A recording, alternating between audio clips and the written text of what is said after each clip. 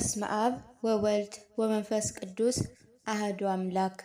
የመጽሐፍ ቅዱስ ንባብ ኦሪት ዘጸአት ምዕራፍ 3 እግዚአብሔር ሙሴን በቁጥቋጦ ስር እንደጠራው።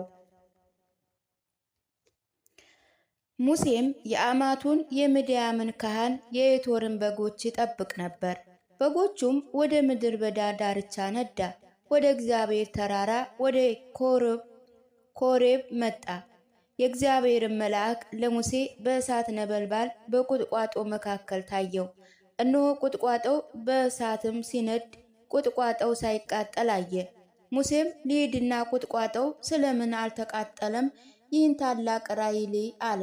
እግዚአብሔር እርሱ ይመለከተው ዘንድ እንደመጣ ባየ ጊዜ እግዚአብሔር ከቁጥቋጦው ውስጥ እርሱን ጠርቶ ሙሴ ሙሴ አለው። እርሱም ይህ ምንድነው? አለ። ወደዚህም አትቅረብ፣ አንተ የቆምክባት ስፍራ የተቀደሰች መሬት ናትና ጫማህን ከእግርህ አውጣ አለው። ደግሞም እኔ የአባቶች አምላክ የአብርሃም አምላክ የይስሐቅ አምላክ የያዕቆብ አምላክ ነኝ አለው። ሙሴም ወደ እግዚአብሔር ያይ ዘንድ ፈርቶአልና ፊቱን መለሰ። እግዚአብሔርም ሙሴን አለው፣ በግብፅ ያለውን የሕዝቤን መከራ በእውነት አየው።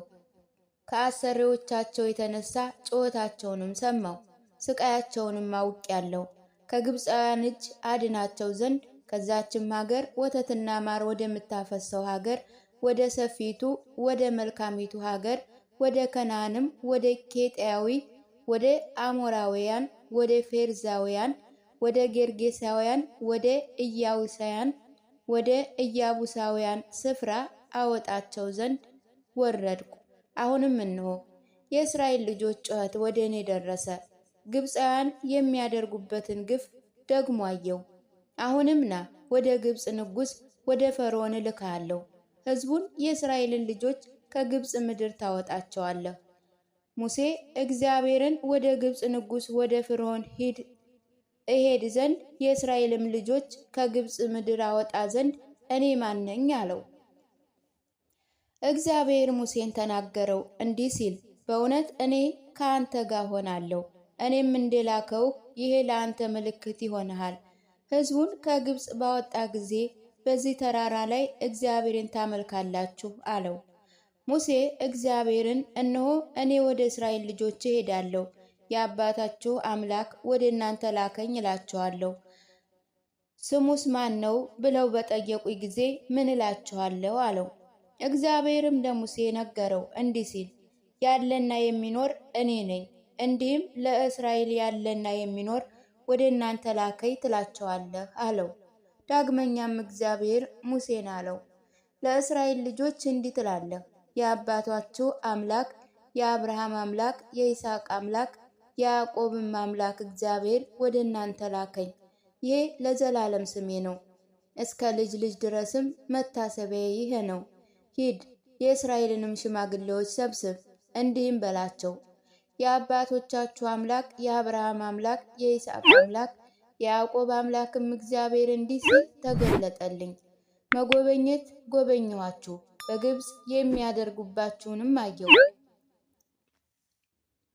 እንዲህም አለው፣ ከግብፅ መከራ ወደ ከነዓናዊ፣ ወደ ኬጢያውያን፣ ወደ አሞራውያን፣ ወደ ፌርዛውያንና ወደ ጌርጌሳዊ፣ ወደ ኢያቡሳን፣ ወደ ኢያቡሳውያን ሀገር ወተትና ማር ወደምታፈሰው ሀገር አወጣችኋለሁ። እነርሱም ቃልህን ይሰማሉ። አንተና የእስራኤል ሽማግሌዎች ወደ ግብፅ ንጉሥ ትገባላችሁ። የዕብራውያን አምላክ እግዚአብሔርም ጠርቶ አሁንም ለአምላካችን ለእግዚአብሔር እንሰዋ ዘንድ የ3 ቀን መንገድ ወደ ምድር በዳ እንሄዳለን ትሉታላችሁ። ነገር ግን በጽኑ እጁ ካልሆነ በቀር ትሄዱ ዘንድ የግብፅ ንጉሥ እንዳይፈቅድላችሁ እኔ ያውቃለሁ። እኔም እጄን እዘረጋለሁ፣ በማደርግባቸው ታምራቴ ሁሉ ግብፅን እመታለሁ። ከዚያ በኋላ ይለቋችኋል። በግብፅም ፊት ለዚህ ሕዝብ ሞገስን እሰጣለሁ። በምትሄዱበት ጊዜ ባዶ እጃችሁን አትሄዱም። ነገር ግን እያንዳንዷ ሴት ከጎረቤቷ በቤቷ ካለችውም ሴት የብር ዕቃ፣ የወርቅ ዕቃ፣ ልብስም ትዋሳለች። በወንዶችና በሴት ልጆችም ላይ ታደርጉታላችሁ፣ ግብፃውያንንም ትበዘብዛላችሁ። ምዕራፍ 4 እግዚአብሔር ለሙሴ የሰጠው ተአምራዊ ኃይል። ሙሴም መለሰ፣ እነሆ ባያምኑኝ ቃሌንም ባይሰሙ እግዚአብሔር አልገለጠልህም ቢሉኝ ምን እላቸዋለሁ? አለ። እግዚአብሔርም ይሄ በእጅህ ያለው ምንድን ነው? አለው። እርሱም በትር ነው አለ። ወደ መሬት ጣለው አለው። እርሱም በመሬት ጣለው፣ እባብ ሆነ። ሙሴም ከእርሱ ሸሸ። እግዚአብሔር ሙሴን እጅህን ዘርግተህ ጅራቱን ያዝ አለው። ሙሴ እጁን ዘርግቶ ጅራቱን ይዞ አነሳው፣ በእጁም በትር ሆነ። እግዚአብሔር የአባቶች አምላክ የአብርሃም አምላክ የይስሐቅም አምላክ የያዕቆብ አምላክ እንደታየህ ያምኑሃል አለው። ዳግመኛም እግዚአብሔር እጅህን ወደ ብብትህ አግባ አለው። እጁንም ወደ ብብቱ አገባ። እጅህንም ከብብትህ አውጣ አለው። እጁንም ከብብቱ አወጣ፣ እጁም ለምጽ ሆነች። ዳግመኛም እጅህን ወደ ብብትህ መልስ አለው። እጁንም ወደ ብብቱ መለሰ። እጅህን ከብብትህ አውጣ አለው። እጁንም ከብብቱ አወጣ፣ ተመልሳም ገላውን መሰለች። ደግሞም አለው፣ እንዲህ ይሆናል ባያምኑ በፊተኛይቱ ምልክት ቃልህን ባይሰሙ በሁለተኛይቱ ምልክት ቃልህን ያምናሉ። እንዲህም ይሆናል እነዚያን ሁለት ምልክቶች ባያምኑ ቃልህንም ባይሰሙ ከወንዙ ውሃን ውሰድ፣ በደረቁም መሬት ላይ አፍስሰው። ከወንዙ የወሰድከውንም በደረቀው መሬት ላይ ደም ይሆናል። ሙሴ እግዚአብሔርን አለው፣ ጌታ ሆይ እማልድሃለሁ፣ ትናንትና ከትናንት ወዲያ ባሪያህን ከተናገረው ጀምሮ አፍ ትብ ሰው አይደለሁም። እኔ አፌ ኮልታፋ ምላሴም ተብታባ የሆነ ሰው ነኝ። እግዚአብሔርም ሙሴን አለው፣ ለሰው አፍን የሰጠ ማን ነው?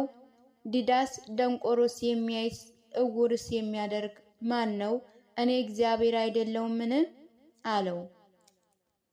እንግዲህ አሁን ሂድ፣ እኔም አንደበትህን አረታለሁ፣ ትናገረውም ዘንድ ያለህን አለብሃለሁ አለው። ሙሴም ጌታ ሆይ እማልድሃለሁ፣ መናገር የምትልከው ሌላ ሰው ፈልግ አለው። እግዚአብሔር በሙሴ ላይ እጅግ ተቆጣ፣ እንዲህም አለው፣ ሌዋዊ ወንድም አሮን አለ አይደለምን?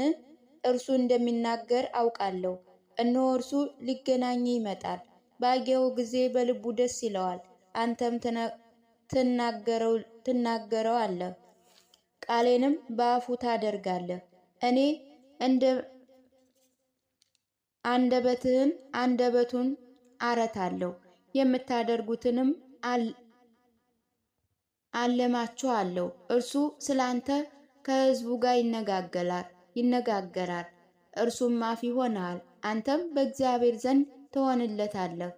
ይህችንም ተአምራት የምታደርግባት በትርህ በእጅህ ያዝ። የሙሴ ወደ ግብፅ መመለስ።